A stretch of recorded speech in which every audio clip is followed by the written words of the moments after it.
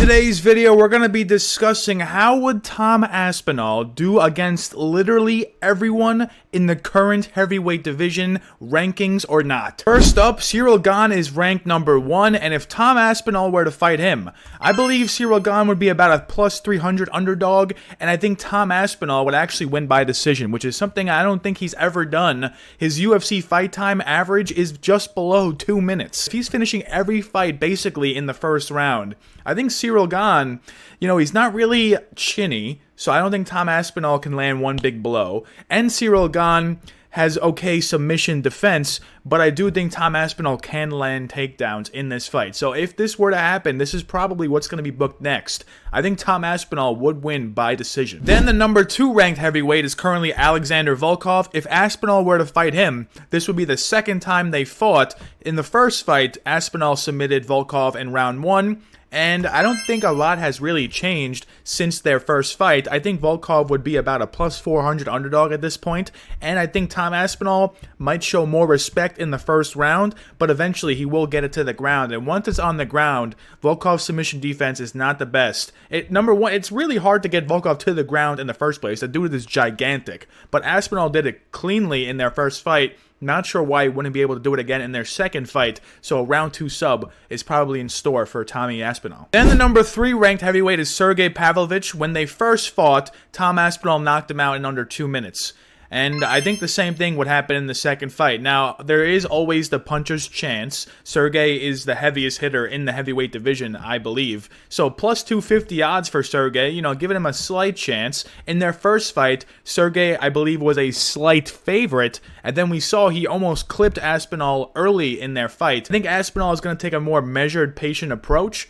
But I still think he has the same outcome as the first fight, which is a round 1 KO. Number 4 is Curtis Blaydes. This would be the third time they will have fought, so I don't think this fight will ever really be booked because, the first fight ended with a leg injury from Tom. The second fight ended with Tom KOing Blaydes very quickly. And I think the same thing would happen here. Blaydes just fought Rizvan Kuniev, looked very sloppy in that fight, nearly lost the decision to Kuniev, could not get takedowns like he usually does, and he ended up just staying striking for 3 rounds, and Blaydes striking is not really that good. So, plus 700 for Blaydes if they were to fight again. He was plus 300 in their last fight. So I think this is a pretty fair line. And we got number 5 ranked Jailton Almeida, and if you know me, if you know this channel, I am a Jailton lover. I called him to be champion one day, and he's approaching champion status. He's one fight away. If not, they might just book him in the title fight next because screw Ciryl Gane. He was ducking Jailton. He was ducking Tom Aspinall. Now they're going to gift him a title shot after John Jones retired. Save me the story. I think Jailton Almeida is actually the fight to make next for Tom Aspinall, and I think Jailton actually wins. All right?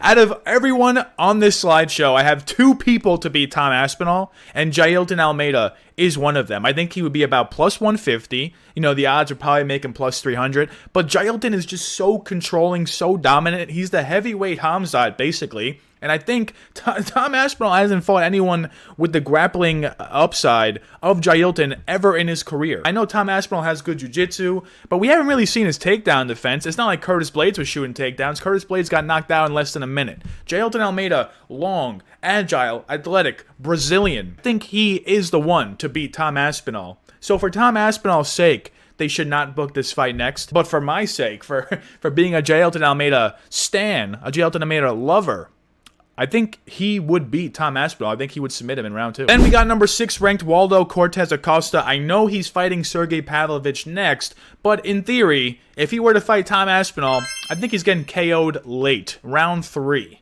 Now, I think the first couple rounds will be a, tit-for-tat striking battle because Waldo doesn't really have any takedowns to go to. I think a plus 500 line is about where it should be. Keep in mind, I'm predicting all these fights to be 5-rounders because obviously Tom Aspinall's a champ. Every championship fight is 5 rounds. And I think Waldo Cortez Acosta's cardio might start going off a cliff in round 3. I'm predicting a round 3 ground-and-pound finish for Tom Aspinall if he were to fight Waldo.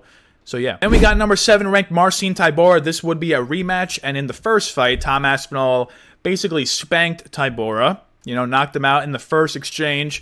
Not sure what would be different here. I think Tybura would lose by round 1 KO again, giving him a plus 600 chance to win. And, I mean, I could make him plus 1,000, but, you know, there always is the chance that Tybura employs some grappling. You know, there is the chance that he maybe gets takedowns. But I don't really see how this plays out differently from their first matchup. Number 8 ranked Sergey Spivak is next. This would be another rematch for Tom. And in the first one, he knocked out Sergey Spivak in the first round. And not sure what would be different about this one. I think he would just knock him out in the first round again. Sergey, in his fight against Waldo Cortez Acosta, showed that sometimes, you know, he's willing to stand and bang.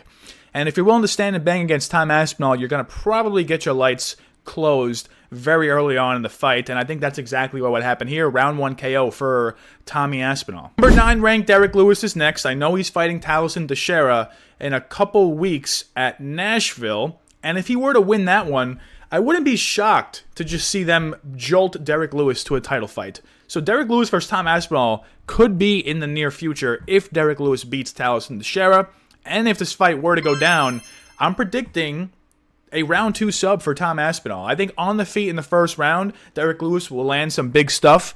But as the fight, you know, wanes on, I think Tom Aspinall just going to shoot takedowns. You know, Jailton Almeida fought Derek Lewis, and he basically made the blueprint that if you just take down Lewis without fishing for subs, you can win an easy decision. But I think Tom Aspinall has a little more finishing capability than Almeida, at least when it comes to people like Derek Lewis. And I think Aspinall will get the fight down, kind of like a Sergey Spivak submission, where it just happens super quickly once it hit the ground, and Tom Aspinall will win by round 2 sub. Number 10 ranked is Tai Tuivasa, which is shocking to me. I believe he's on a multiple fight losing streak, multiple fight KO or submission loss streak.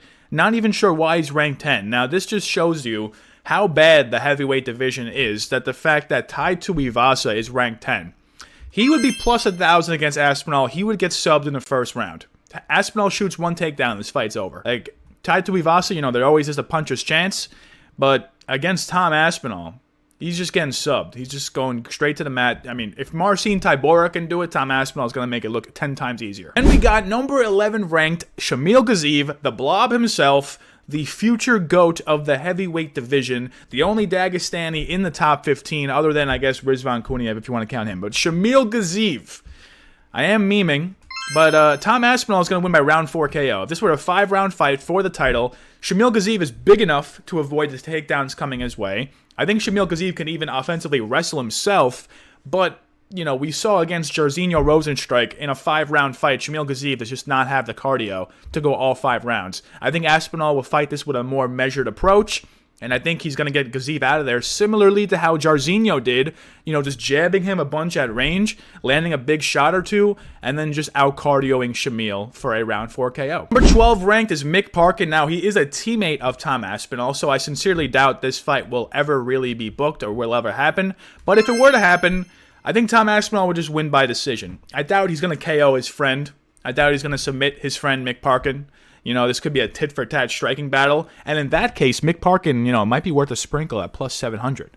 But since they're teammates, I'm just going to say Tom Aspinall would win a tit-for-tat striking battle and win by decision. Number 13 ranked is Taliesin Teixeira. We're really scraping the bottom of the barrel. He is fighting Derek Lewis in Nashville in a couple weeks. So if he were to come out with the upset against Derek Lewis, there's no scenario he just gets jolted to a title shot, but he needs a couple more wins. But if they were to fight, if Taliesin gets another win after Derek Lewis, I would say he's about plus 400, but he just fights so recklessly, he gets hit very often. Tom Aspinall's KOing him in round 1. Number 14 is Martin Buday. Like I said, we are really scraping the bottom of the barrel for Tom Aspinall's heavyweight legacy, you know? Martin Buday is getting KO'd in round 2. I think Martin Buday can maybe keep it at a distance for the first round. You know, maybe clinch Tom up against the cage.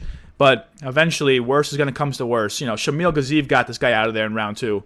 Tom Aspinall is going to get him out of there in round 2 as well. Number 15 ranked is Rizvan Kuniev, who only has one fight in the UFC and lost. So I'm not even sure why he's 15 ranked. If you look at the current heavyweight division, he's number 15. So Rizvan Kuniev, I think he could give Tom a run for his money. You know, he has pretty good chin, pretty good takedown defense. So Tom could maybe play a tit-for-tat striking battle with this guy, maybe work in some takedowns. But Rizvan seems pretty sturdy, pretty durable. So the fact that I'm saying decision, That's showing a lot of respect to Rizvan Kuniev. He nearly won the decision against Curtis Blades a couple weeks ago. So, Tom Aspinall against Rizvan Kuniev, I think it would play out actually a lot closer than people think. But Tom Aspinall will still come out with his hand raised. Now we're really digging the really far bottom, because now we're going to go over unranked heavyweights that have a win in their last fight in the UFC. The first guy is Muhammad Usman. Plus 1,000. Round 1 KO, bro. I mean, come on. This guy is so sloppy on the feet. When he gets hit with one punch, he starts wobbling. He's going to get KO'd in round 1 by Tom Aspinall. Then we got unranked Thomas Peterson coming off a win against Dontel Mays. He would also get round 1 KO'd. If he got KO'd in round 1 by Shamil Gaziev, Tom Aspinall is going to make this guy look like a fool. Then we got unranked Janata Denise, who actually fights at UFC 317 this weekend. And, yeah, round 1 sub. Janata Denise has no ground game whatsoever. Tom Aspinall shoots one takedown. The fight will be over. He's going to get subbed in round 1. Walter Walker, another unranked guy coming off a win in his last one. I believe also against Dontel Mays with a round 1 heel hook sub. And I'm giving him a little better chance. You know, I think he can at least survive the first round. But Walter Walker's striking is just non-existent. So if Aspinall doesn't get submitted in round 1, which I sincerely doubt, he will just finish Walter Walker in a later round. I'm saying round 2. Mario Pinto coming off of a KO win against Austin Lane. And yeah, he's getting round 1 subbed. All right, Austin Lane just showed the blueprint that Mario Pinto has no ground game. If you take him down, you can control him for an entire round. And Aspinall isn't the type to control. Aspinall is the type to finish. So first takedown, game's over for Mario Pinto. Kennedy Nzechukwu. Now, this is an interesting one because he actually has strung together a few wins in the heavyweight division after coming up from light heavyweight. Now, I feel like the guys that come up from light heavyweight to heavyweight, they have a better chance at reaching the champ than most just average heavyweights, because the average heavyweight is just a blob. Just the BMI is over 30. You know, the average heavyweight is just chunky. But the average light heavyweight going up to heavyweight is light, thin, slim, fit. And I think Kennedy would lose by decision. He just throws way too little volume for me to trust in this fight. You know, he has shown some chin concerns. I believe he got knocked out by Dustin Jacoby at light heavyweight. But at the heavyweight level, he's looked pretty good. So Tom Aspinall, I think if he mixes in takedowns, can win this fight. And I'm giving Kennedy some credit here. You know, he has some late finishes in his career, so I don't think his cardio will definitely fall off a cliff. I think this fight would actually be pretty close. It would actually be an entertaining watch. Out of all the unranked guys, I'm giving Kennedy Nzechukwu the best chance to possibly dethrone Tom Aspinall, even though I still don't think he does. Then we're going to a completely different division. We're looking at Alex Pereira at light heavyweight. Now, I could look at Magomed Ankalaev, but I doubt the UFC will ever book Magomed versus Tom Aspinall, no matter the circumstances. So maybe they might book Alex Pereira versus Aspinall, two big names. Alex Pereira, if he loses to Magomed, why not just go up to heavyweight? And he would probably get Tom Aspinall in his first heavyweight fight. And if this were to go down, I mean, it's an easy prediction. Tom Aspinall is going to submit him. I think the first round, you know, they play at range. You know, Pereira just backs him up a little bit, stays away from the cage. But round 2, Tom Aspinall is going to employ the Andrei Arlovsky method, which is just spear Alex Pereira for a takedown. Get the takedown and submit him. It's going to be that simple. He's going to make it look easy. Plus 250 for Pereira doesn't mean I think he has a good chance to win. I just think a lot of public sheep will pound the Pereira line just because they're John Jones fans. And they're like, oh, Alex Pereira can knock this guy out. But yeah, Aspinall submitted him in round 2. Now, the final guy who is unranked, not in the UFC, is Francis Ngannou. He's currently signed to the PFL. There have been talks about this fight happening. I doubt it because, you know, Dana White hates Francis Ngannou. I actually love Francis Ngannou. If you scroll back on this channel far enough, I was saying Francis Ngannou will be a future UFC GOAT. Now, John Jones ducked him, so didn't really give Francis the opportunity to become the GOAT. He did KO Stipe, which was insane to watch live. But if he were to fight Tom Aspinall, the problem is he's taken a lot of damage in his boxing career, so I think that the chin of Francis might be compromised from Anthony Joshua. With that being said, if that fight weren't to happen, I think Francis actually wins. But the fact that it did, it pains me to say, but I think Tom Aspinall will get Francis out of there by KO. You know, the first round play out close. Francis lands a big shot. We've already seen Tom versus a big power puncher in Sergey Pavlovich. So if he can survive that for at least a round, I think round 2, cardio might start taking a toll on Ngannou. He's over 36 years old at this point. Aspinall's in the prime of his career. If this fight took place 5 years ago, I would say Francis wins by knockout. But now, after boxing damage, after years out of the cage, I'm just going to say Tom Aspinall retains in KO fashion.